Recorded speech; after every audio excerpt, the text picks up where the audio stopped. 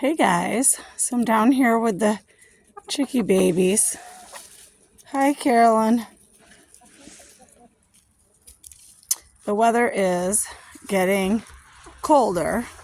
It was 21 degrees here today. Not that that's super cold, obviously. We know in upstate New York it's going to get much colder than that, which is one of the reasons why when I purchased these new flock of babies, I got 8 of them. They're really more designed for these colder New York winters. They have either very low crowns or barely any crowns at all, and they also have no wattles. And instead they have muffs and beards. You can kind of see them right there. They're Easter eggers. So yeah, they're perfect for this weather. Some of my older girls, they have higher crowns and wattles, and they have gotten some frostbite in the past. Last year, not so much. So last year was the first year that we had them down in this new coop area.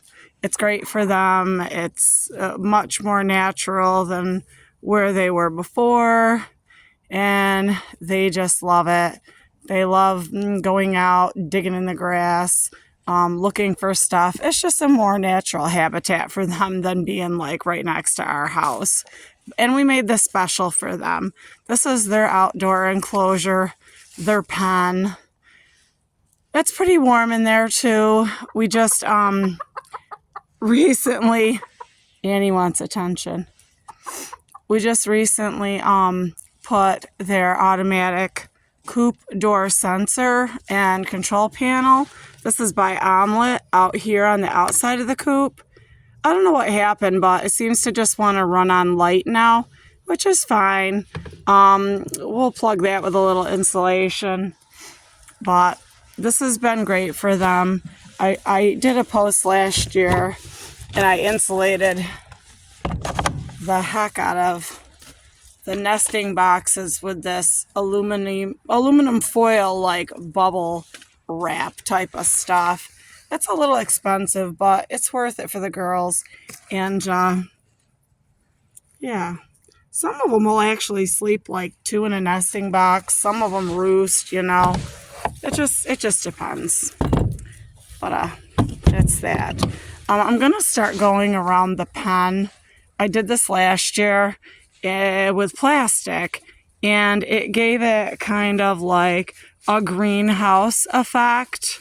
I don't have power down in this area, so it does make it a little challenging, especially with the watering system. I basically have to give them fresh water either once a day or a couple times a day. I'm going to take that feed bowl out of this tire.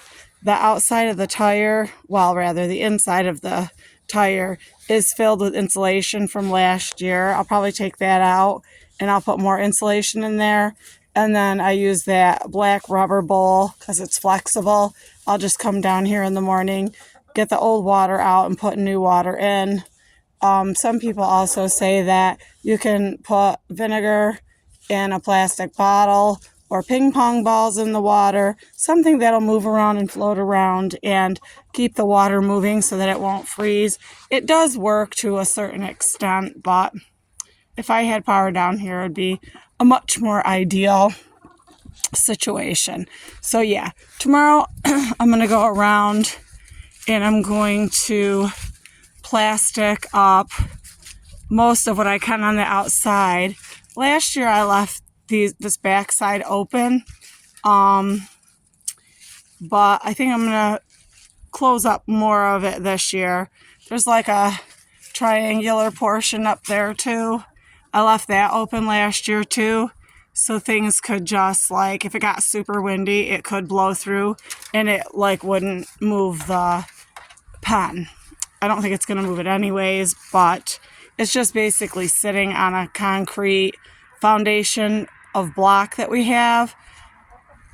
But, just to be on the safe side, underneath their coop is open, So when it starts getting windy and drafty, I'm going to do it, but I'm going to put some insulation board all the way around the bottom. And I think that will help with wind getting under there and blowing under there and making it cold. The chickens themselves, their internal body temperature is approximately 107 degrees. So when 15 of them get in this coop and their door closes, and not only do we have the omelet door on there, there's another really nice, thick, heavy door here also that we can close. It won't close all the way with that door in there, but I will close it some of the way just to give them a little added extra bit of warmth and keeping the breeze out. That's the most important thing. And actually, I know a lot of people talk about whether to have a heater in the coop or not to.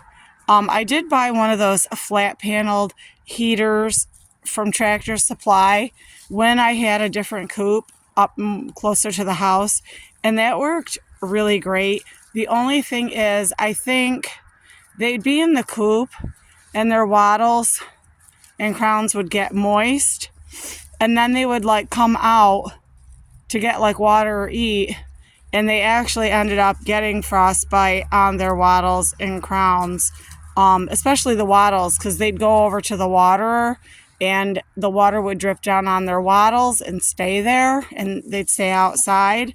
Most of the time they know when it's too cold for them and they'll go in, but sometimes they just don't. They want to hang out outside, and they get bored being inside the coop, I mean, these guys, they'll be out, honestly, like in any type of weather for the most part. They don't really like the wind. And then this is the plastic actually that I use. This is some even from last year. I got the 10 foot by 25 feet, and this is the 6 mil. So it's fairly thick, and I just stapled it up. And I think I only had to come down and really fix it one more time. Also, I kind of quit taking the hay and wood chips out of the coop at this time also. And that using their poop actually helped keep the coop warm. It's like methane, so leaving the poop in there with the hay and just stirring it every day or two and just slowly adding more hay and chips actually assists in helping to keep it warmer in there as well. And like I said, we got it insulated like to the max in here with that wrap. And they really love it. And of course they're molting now. Hi, Wandy. She always goes through the hardest and worst molt ever.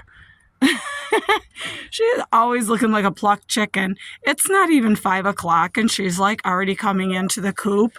My husband and I were figuring because, they never lay a lot of eggs in the winter time. And mainly a lot of that is, one, they're losing their feathers, and they need all of their food, stores, and energy to produce more feathers. Their feathers are pure protein. Some chickens will even eat their own feathers or others' feathers, and that's okay. Like I said, it's pure protein and it's good for them. But or also they need light to make eggs too. And we figured they go in the coop sometimes around 5 o'clock, and then they don't come out until like sunrise or like 7 a.m. So they're in there for a long time, and they actually need light. They need to be in light to be able to produce, and make their eggs. Otherwise, that process slows down immensely. But that's what we're doing down here. See, they really enjoy it. They enjoy being outside so much. It's natural for them to want to scratch and dig, and it, helps to sharpen their beak. It helps to sharpen their toenails, and, like I said, they just enjoy it. It's good for their mental state, too. And we come down with them every day, so today I brought them down some warm oatmeal with cinnamon because our chickens are super bougie.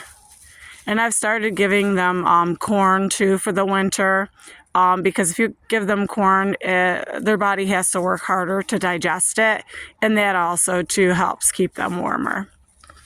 But that's what we're doing here today at the coop. Hope you guys have a great day, and I'll come back and show you after I get this like all plasticed up and you can see how everybody's doing.